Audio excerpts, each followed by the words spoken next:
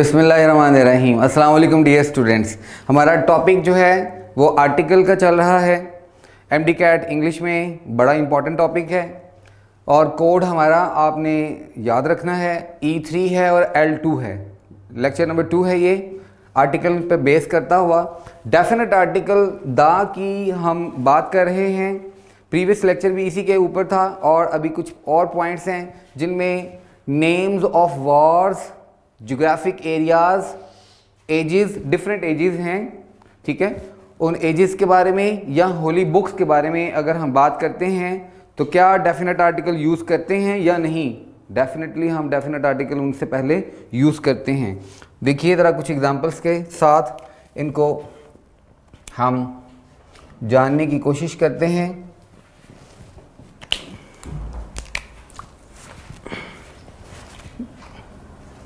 The civil war, ये एक war का नेम है, द सिविल वॉर। इसी तरह से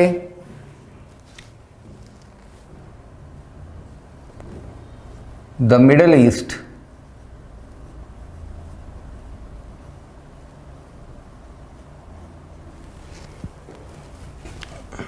इसी तरह से द होली कुरान,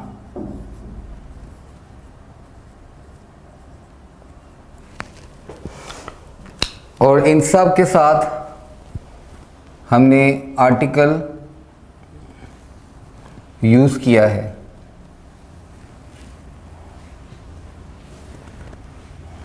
और ये वॉर नेम है, ज्योग्राफिक नेम है, एरिया है, और ये एक होली बुक का नेम है।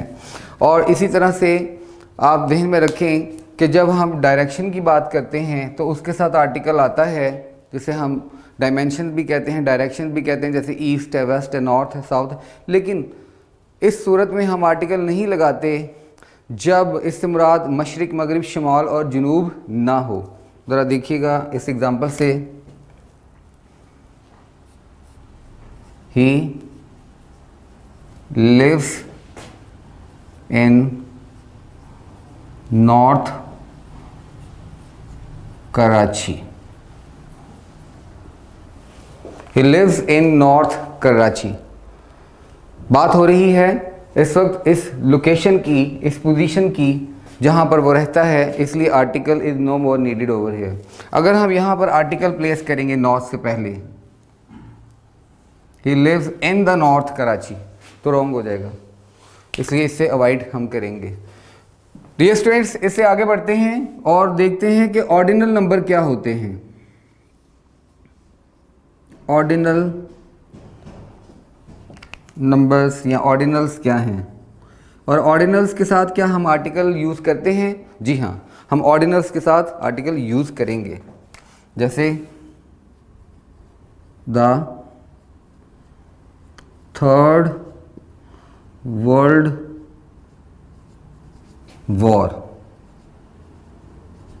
सेंटेंस भी बनाया जा सकता है। The third world war could be expected just because of the tomfooleries of the superpowers of the world, just like America and China and Russia and India and Pakistan and France, Britain and so forth। बहुत से ममालिक जो है वो अपनी हमाकतों की वजह से दुनिया को थर्ड वर्ल्ड वॉर में धकेलना चाह रहे हैं, धकेल सकते हैं। द थर्ड वर्ल्ड वॉर, लेकिन हमारा एरिया ऑफ कंसर्न यहाँ सेंटेंस मेकिंग नहीं है, रादर हम इस पॉइंट को क्लियर करना चाहते हैं कि ये जो वर्ड है थर्ड, ये एक ऑर्डिनल नंबर है और इससे पहले आर्टिकल यूज़ हम करेंगे, डेफिनेट आर्टिकल का इस्तेमाल होगा। ओके, अब हम इससे एक कदम और आगे बढ़ते हैं और देखते हैं रिप्रेजेंटेशन जो है अगर करना हो, representation of the whole class. अगर पूरी क्लास की रिप्रेजेंटेशन करना हमारा ऑब्जेक्टिव है तो फिर उसके लिए क्या आर्टिकल यूज़ होगा या नहीं? आर्टिकल यूज़ होगा। एग्जाम्पल से देखते हैं। The horse is a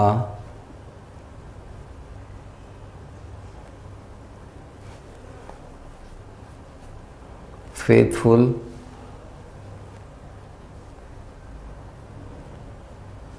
animal।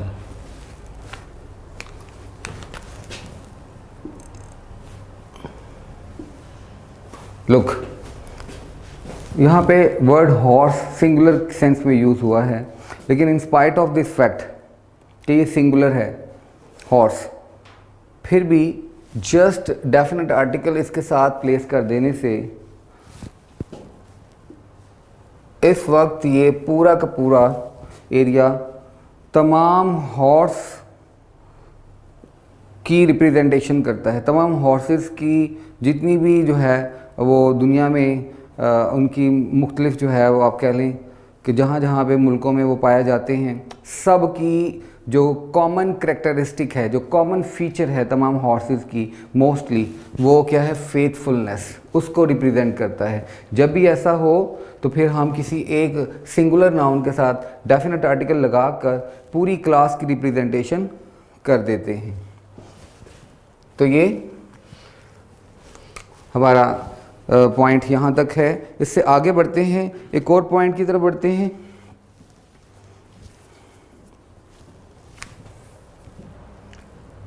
बाज़ कंट्रीज़ के नेम होते हैं कंट्री नेम्स। कंट्री नेम्स हैं, लेकिन उनके साथ में चूँकि ये सारे प्रॉपर नेम्स होते हैं, इनके साथ आर्टिकल तो लग नहीं सकता। जैसे वर्ड पाकिस्तान है, पाकिस्तान के साथ दा पाकिस्तान नहीं हो सकता, सऊदी अरबिया के साथ दा सऊदी अरबिया नहीं हो सकता, फ्रांस के साथ द फ्रांस नहीं हो सकता। आर्टिकल नहीं लग सकता किसी भी कंट्री के नेम से पहले, क्योंकि ये सारे के सारे प्रॉपर नाउन्स हैं। अलबत्ता अगर इन कंट्री नेम्स के साथ मैं यहाँ ब्रैकेट में लिख रहा हूँ यूनियन या यूनाइटेड या kingdom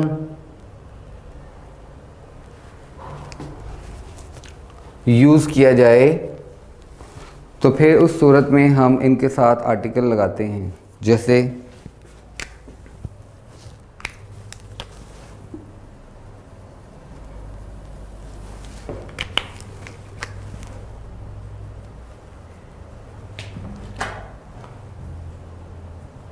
the kingdom of Saudi Arabia. Statement बनाई जा सकती है the kingdom of Saudi Arabia is the most important state और country in the Arab region. Statement बन सकती है, स्टेटमेंट कोई भी बनाई जा सकती है। जैसे आप कह सकते हैं यूनाइटेड है, तो हम कह सकते हैं the United states, the United states of America. Statement फिर इसकी भी बन सकती है the United states of America is making very absurd types of things in politics all over the world. तो हम इनके स्टेटमेंट भी बना सकते हैं, लेकिन हमारा एरिया ऑफ कंसर्न एक्चुअली यहाँ पे है कि इन वर्ड्स की मौजूदगी में, किंगडम की मौजूदगी में, यूनाइटेड की मौजूदगी में, यूनियन की मौजूदगी में हम आर्टिकल यूज़ कर सकते हैं और करना चाहिए। ठीक हो गया? Fine.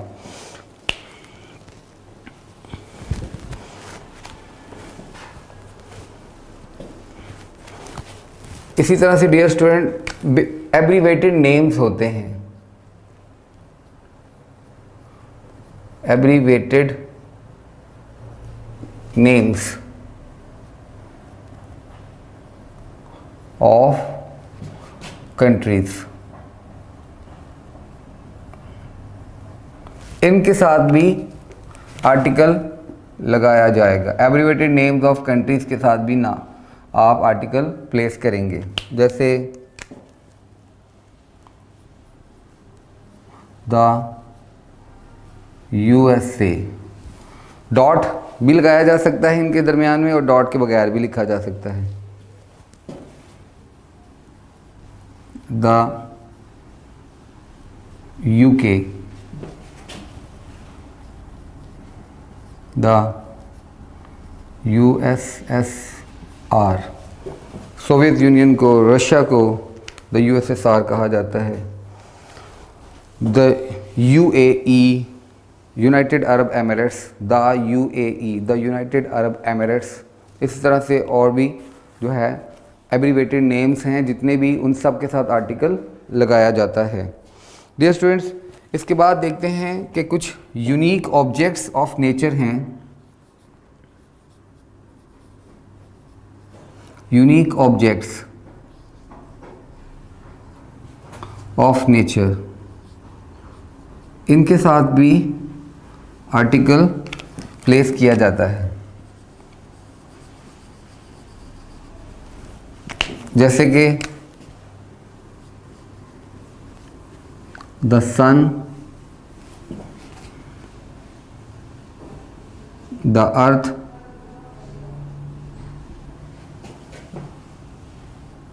The moon, etcetera. Sentence कोई भी बन सकता है। The sun is the nucleus of our solar system. The earth is the right place to live in. Robert Frost की एक पोइम का एक स्टेटमेंट है, एक छोटी सी उसमें से लाइन है, the earth is the right place to live in. So these are some of the unique objects of nature. उनके साथ हम आर्टिकल लगाते हैं, उनके साथ आर्टिकल आएगा।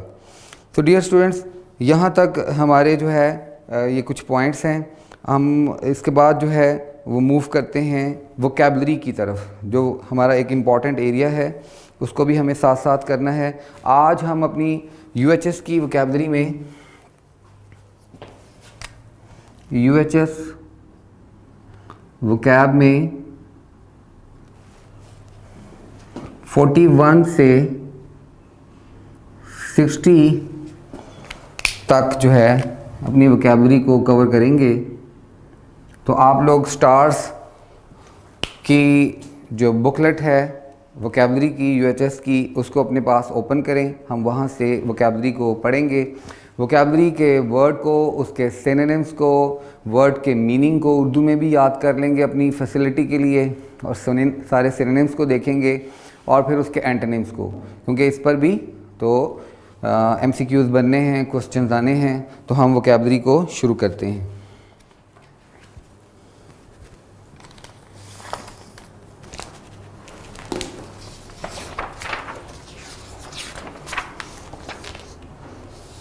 सो 41 से शुरू करते हैं। बिस्मिल्लाहिर्रहमानिर्रहीम।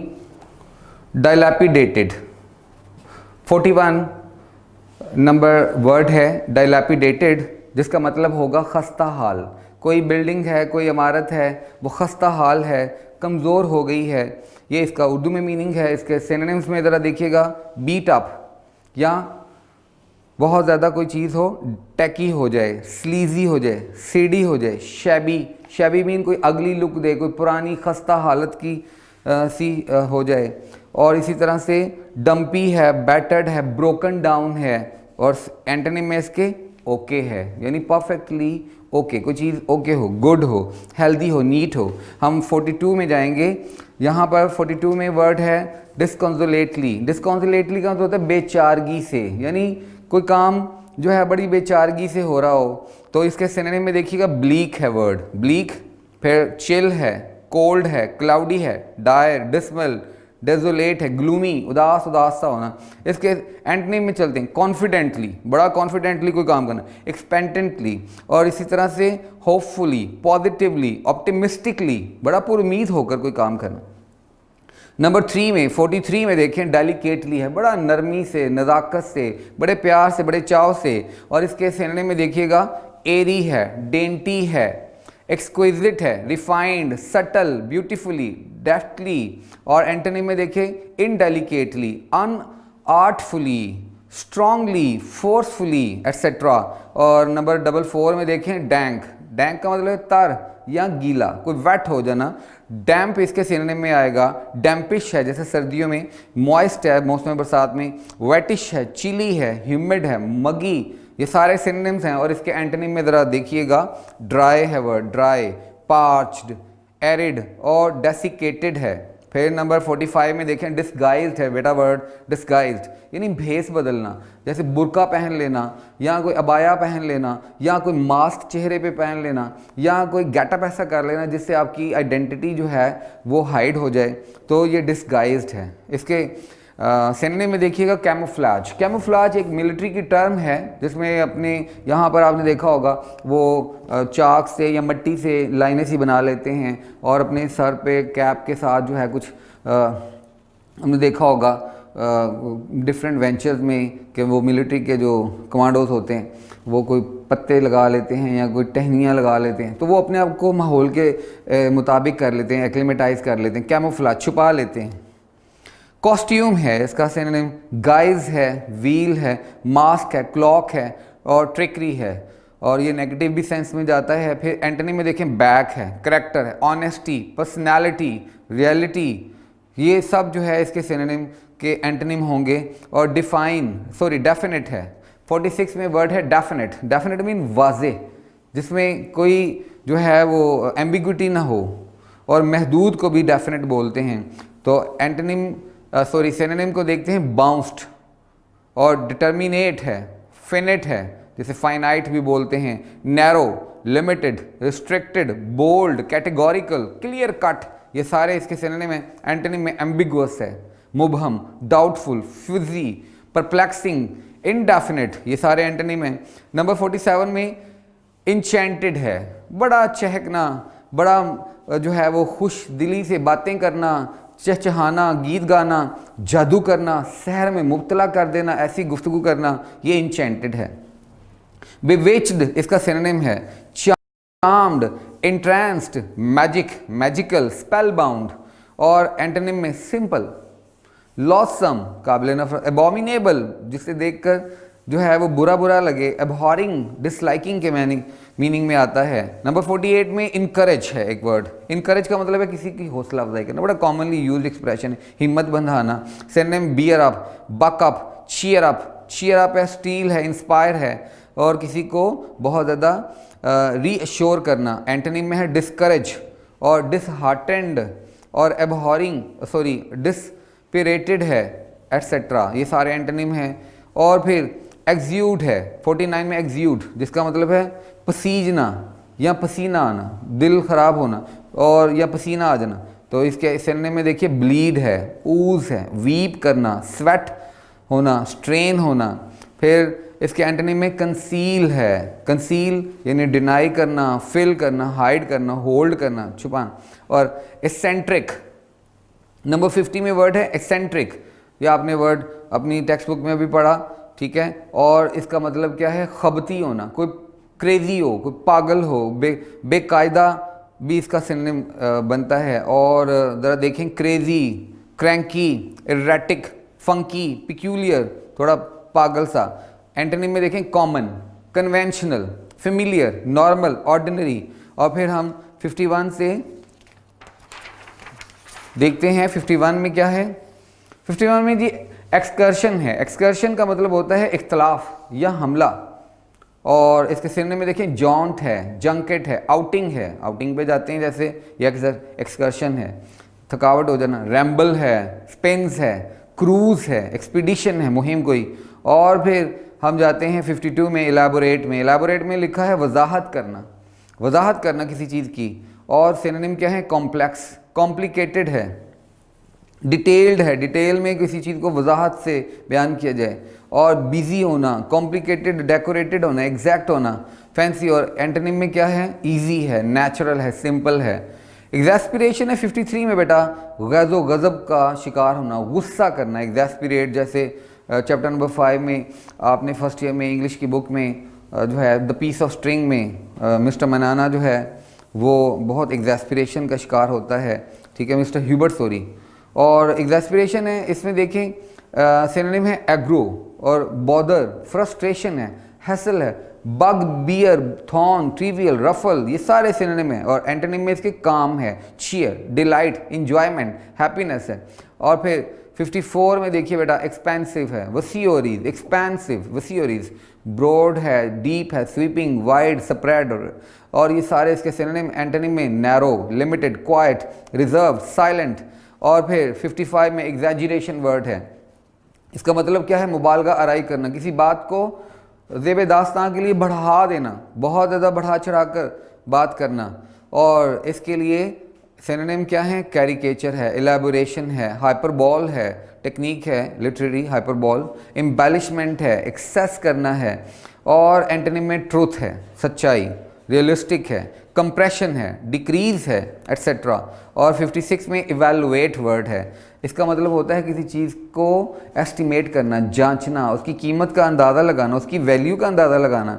और सिनोनिम में है assess, apprise, rate, set, estimate, value. और एंटोनिम में क्या है, निगलेक्ट, रिजेक्ट। और फिर 57 में फिटैलिटी है, फिटैलिटी फैटल से या फेट से, मुकद्दर, तकदीर, मौत है। सिनोनिम क्या है, prey, victim, loss, casualty, accident, disaster, etcetera. और एंटोनिम में बर्थ है, क्रिएशन है, लाइफ है, लाइवली होना। 58 में फ्लिकर्ड, फ्लिक्ड का मतलब होता है फड़फड़ाना, फ्लिकरिंग से।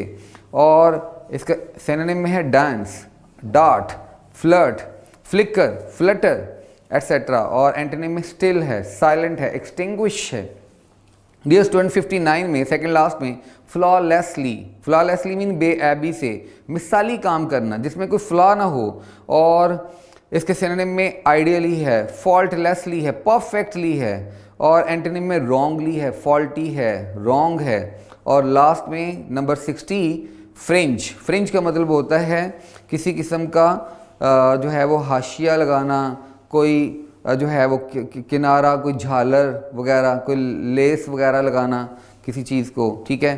जैसे ख़वातीन अपने लिबास को खूबसूरत बनाने के लिए लेस वगैरह जो है या कोई उसको और एम्बेलिश करती हैं, तो बॉर्डर बनाना, brim, edge, confines, frame, etcetera, ये सब जो है क्या है, ये फ्रिंज है। और इसके एंटोनिम में इंटीरियर है, सेंट्रल है, इनवर्ट है। डियर स्टूडेंट्स, हमने 41 से 60 तक जो वर्ड्स हैं आज की इस लेक्चर में कवर करने की कोशिश की है। आप इसको अच्छी तरह से अंडरस्टैंड करें, इसके तमाम सिनोनिम्स को और एंटोनिम्स को याद करें, मीनिंग भी उर्दू में याद करें ताकि आप ज़्यादा से ज़्यादा अच्छा स्कोर कर सकें। Best of luck, thank you very much.